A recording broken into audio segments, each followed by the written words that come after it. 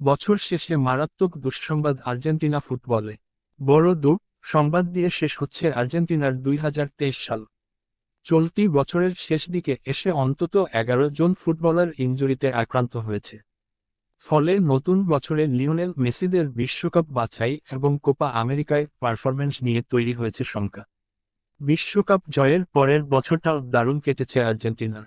লাতিন অঞ্চলের বাছাইয়ে শীর্ষে থেকে বছর শেষ করেছে লিওনেল মেসিরা। এছাড়াও ফিফা ওয়ার্ল্ড র্যাঙ্কিংয়ে ধরে রেখেছে শীর্ষস্থান। জাতীয় দল এবং ক্লাবে টানা ম্যাচ খেলার ধকলে পড়েছেন ফুটবলাররা। আর তাই আর্জেন্টিনার বছর শেষ হচ্ছে বর্ষর একটা সংবাদ দিয়ে।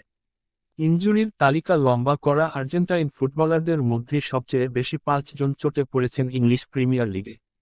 এই লিস্টে আছেন Enzo Fernandez, Alexis Mac Allister, Cristian Romero, Lisandro Martinez এবং এমি বুয়েন্দিয়া।